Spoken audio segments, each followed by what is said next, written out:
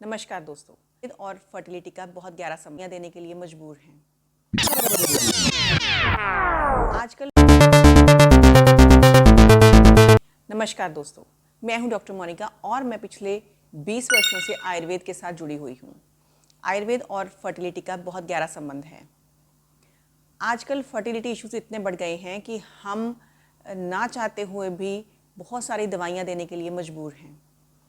सबसे बड़ा इम्पॉर्टेंट जो कारण है वो है हमारा ख़राब लाइफस्टाइल। ये सब बातों में बहुत बार दोहरा चुकी हूँ। इनफर्टिलिटी को नापने के लिए आजकल कुछ टेस्ट जो है वो ज़रूरी हो गए हैं, जैसे कि AMH वैल्यूज़, अल्ट्रासाउंड और ब्लड टेस्ट। इनमें से AMH जो वैल्यूज़ हैं उनका एक बड़ा ही इम्पॉर्टेंट रोल है। AMH यानी एंटी मुलेरियन हार्मोन, ये एक ऐसा टेस्ट है जो मेजर करता है आपकी फर्टिलिटी के लेवल को।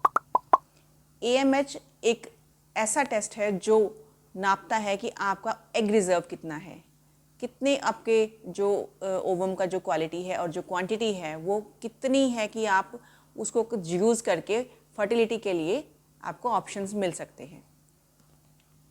आयुर्वेद ने इसको शुक्र धातु के रूप में माना है। शुक्र धातु यानी वो धातु जो रिस्पॉन्सिबल है अगली जनरेशन को प्रोड्यूस करने के लिए, जो आपका वीर्य है उसको जो सिग्निफाई करती है वो है शुक्र धातु। और फीमेल्स में जो फीमेल रिप्रोडक्टिव सिस्टम के जो हार्मोन्स हैं वो सभी शुक्र धातु को रिप्रेजेंट करते हैं।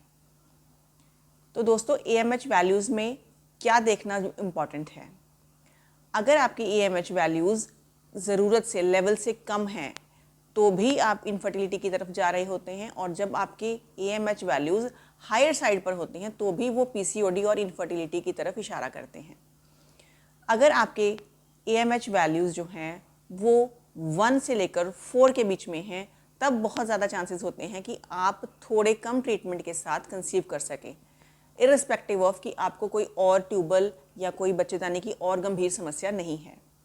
लेकिन अगर आपके जो AMH लेवल्स हैं वो 1 से कम हो जाते हैं तो उस केस में भी आपको प्रेगनेंसी कंसीव करना मुश्किल हो जाता है, बिकॉज आपका जो एग रिजर्व होता है वो कम हो जाता है और आपको एग की जो प्रोडक्शन के लिए समय कम मिलता है और जो ओवुलेटरी साइकिल्स होते हैं वो उतने हेल्दी नहीं होते।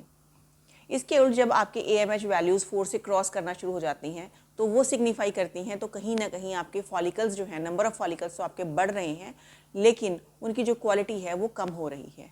High AMH values most of the cases में PCOD में ही देखने को मिलती हैं। तो अगर PCOD में बहुत हाई वैल्यूज़ चली जाती हैं तो भी PCOD की जो सिवियरिटी है वो बढ़ती चली जाती है।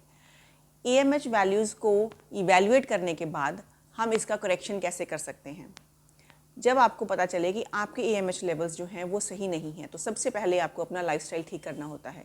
लाइफस्टाइल ठीक करने के साथ ही बहुत सारी बीमारियों को हम कवर कर सकते हैं, उनको हम कम कर सकते हैं और कम दवाइयों के साथ भी हम मैनेज कर सकते हैं। AMH लेवल्स कम होने का जो मतलब है वो आपकी पुअर हेल्थ की तरफ इंडिकेट करता है। कहीं ना कहीं जो आपके एग्स का जो रिज़र्व है वो डिप्लीट हुआ है, या फ्रॉम बर्थ ही जो है वो आपका जो उसका जो एग का रिज़र्व है वो कम पाया जाता है। उस केसेस में आपके AMH लेवल्स कम होते हैं। आजकल मैंने बहुत सारे केसेस ऐसे देखे हैं जिसमें 30-35 की एज में भी जो AMH लेवल्स हैं वो बिलो 1 या 1 के नज़दीक रहते हैं और उनको भी बहुत स्ट्रगल करना पड़ता है कंसीव करने के लिए। तो फ्रेंड्स, अगर आपके AMH लेवल्स कम हैं या ज़्यादा हैं, दोनों केसेस में आप अपने गायनिकोलॉजिस्ट की सलाह ज़रूर लें। आयुर्वेदिक मेडिसिन का इसमें बहुत अच्छा रोल है।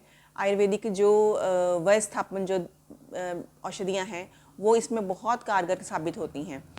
लेकिन सिर्फ सोशल मीडिया पर दवाइयों के नाम सुनने से और उसी को कंज्यूम करने से आपका पर्पस सॉल्व हो ये ज़रूरी नहीं है। इसके लिए ज़रूरत है आपको गायनिकोलॉजिकल ओपिनियन की और कंसल्टेशन की, और अपना पूरा जो केस स्टडी है आपका वो होना चाहिए और वो डॉक्टर को आप कंसल्ट करिए और अपना ट्रीटमेंट चलाइए। धन्यवाद।